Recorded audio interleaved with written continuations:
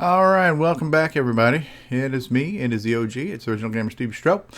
And we are continuing our journey on playing some games I came across on the Color Computer archive that have been patched for the Color Computer 3.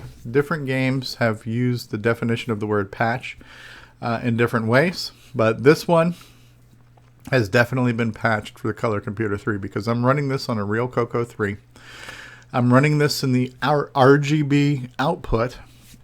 RGB output does not support the artifacting colors, and the artifacting colors is how we get colors like red and blue and all of these other hybrid colors like the orange and dark blue and purples and grays and stuff. So those colors only appeared on analog CRT televisions due to basically a byproduct of how TVs worked and how the Coco output its signal and the NTSC color interpretation, blah, blah, blah, blah. And so we got what should have been a black and white screen gave us also orange and blue.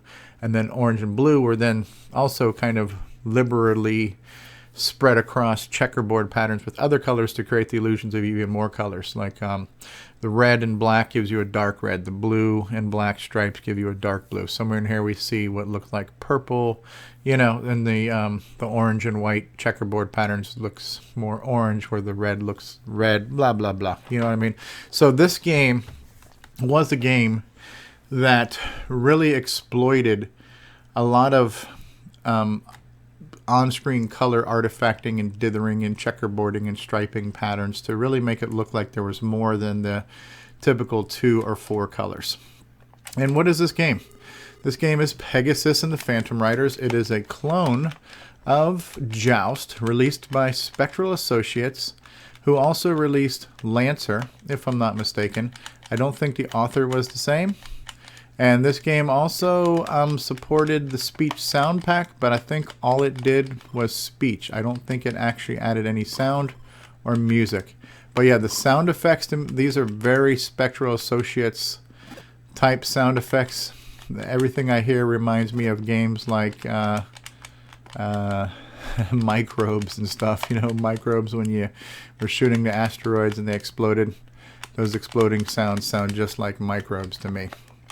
So a lot of Spectral Associates games had similar sound effects for explosions, but then so did Atari for that matter, you know.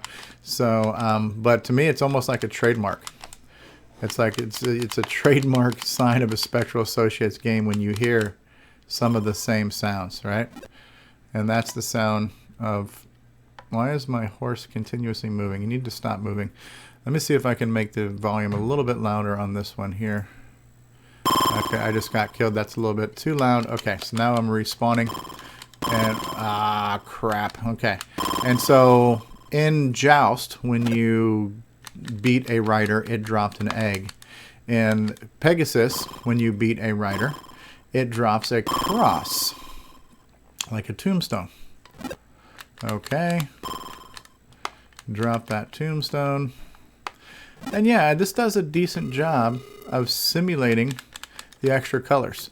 And so this one, instead of you dealing with writing on, I don't even know what the hell we were writing on, ostriches or something like that. Ostriches versus buzzards or whatever they were, I don't know. You were writing some type of weird bird. This one now has you writing Pegasus. And as you know from Greek mythology, Pegasus is the winged horse, the fabled winged horse. And so we're basically riding horseback, but we're able to fly. And so that's an interesting twist on the game. Another interesting twist on this game is that the scenery changes over time. Now the scenery changes a little bit in Joust too, but it just is kind of rearranging the same playing field by adding and removing some of your platforms you can land on to make things more challenging over time.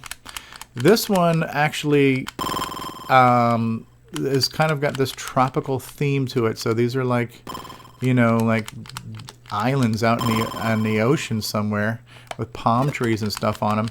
And the longer you play, the closer you get to that island that's off in the distance. So it makes you feel like you're getting closer to the mothership, kind of closer to home base. I don't think I've ever played this game long enough to know if you actually reach home base. But I have played it long enough to where that island in the background gets bigger and starts to take up the whole background.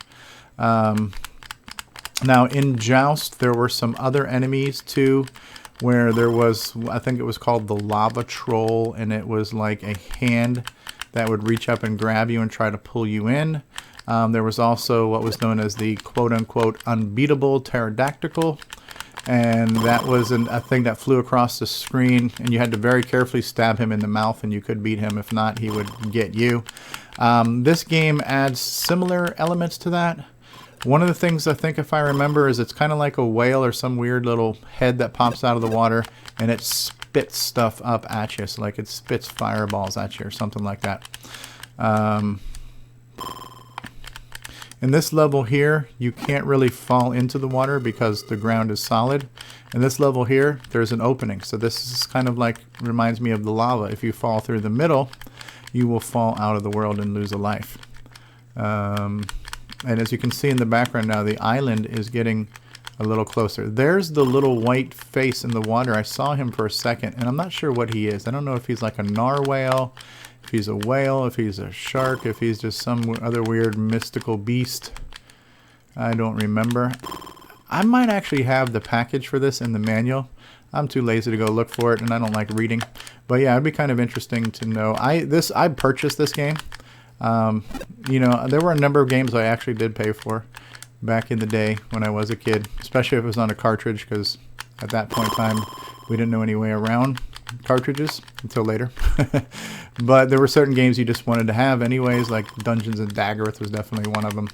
Poltergeist was one. And this game I purchased on disc too. This game was released on disc. Game over.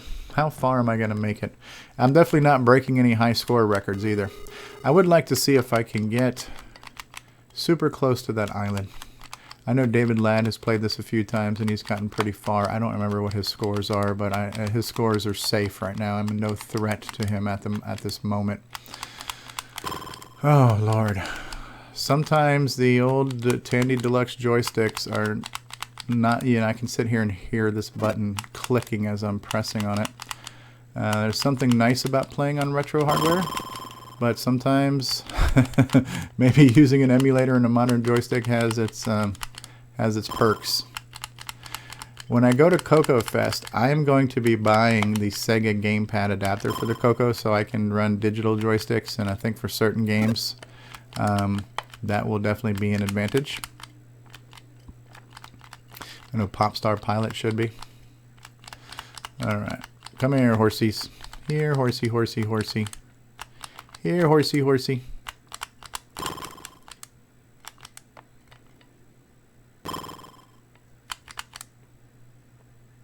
Let's get the tombstones. Dang it. I just became a tombstone. I love that picking up sound. I almost want to think that these might be the same sounds that were used in Lancer. Oh crap, I am just getting my butt handed to me. I realize after spending more than a few minutes playing on a Tandy Deluxe joystick, also known as the Craft joystick, is it's far from ergonomic. Now why am I moving? Okay, stop moving. There we go. Alright, so the island's getting closer. Maybe I'm just gripping it so hard too. Maybe I'm giving myself carpal tunnel because I'm gripping it too hard. But yeah, a lot of these older controllers and these 80s systems, I don't think anybody even knew what the word ergonomics meant, because there were certain controllers that were just made your hand do very unnatural things. Like the ColecoVision controller is one such example. The Atari 5200 and 7800, when you got these buttons on the side, it's just so weird and so unnatural, I think. To me, one of the best controllers ever made for the time was like the Sega Genesis controller, and when the Sega Saturn came out and it had the 6 buttons and it was like kind of, you know, perfect for a Capcom fighter. To me, at that time, that I'm going to fall into freaking water. Crap. That 6-button Sega Saturn controller was one of the best controllers for its time. Our needs changed over time, I think, so the need for things like triggers and analog sticks and crap like that has kind of come up now. So kind of the PlayStation and Xbox controllers now are kind of mainstream for both PC games and console games. But oh man, the Genesis controller, when the PlayStation first came out, and of course the original PlayStation, which we now call PS1, that kind of set the mold for what controllers would end up being. The only difference was I was so used to and so spoiled by Sega's implementation of two rows of three. You had buttons A, B, and C on the bottom row and buttons X, Y, and Z on the top row. That made perfect sense to me. And I think it even had bumpers. I don't remember, but the Genesis might have had bumpers on it. But when the PlayStation first came out, the fact it wasn't digital was weird to me. The fact that it wasn't 6 buttons, A, B, C, X, Y, Z, it was only 4 buttons. And they didn't even have letters. They had like, you know, X, O, circle, triangle, square. I was like, dude, what are these people smoking? What are you thinking with this joystick, Sony? You've never made a video game system before, and it's obvious because look at the X, O, triangle, frickin' square buttons. Who's ever thought of something like that before? Well, that 4-button layout just kind of survived the test of time at this point, but it was very bizarre to me at first. So that was one thing that kind of turned me off to the PlayStation. The fact that Sony had never made a game console before, it didn't help. The fact that I already had a Sega Genesis, was a huge Sega fan, and the fact that there were a lot of great Sega first-party titles coming out to the Saturn, like the Virtua Fighter series, Daytona USA. A lot of games I played in the arcade that I really wanted to play is why I chose the Sega Saturn instead of the PlayStation. I don't regret that choice. I enjoyed all the games I had and played. I do regret the fact that Sega fell out of the console business, and I think it's their own fault. I think part of it's their own fault. I think part of it too might be I'm dead. All right, screw this game. I'm not going to try to play it anymore. All right, so you got to listen to me babble for a really long time.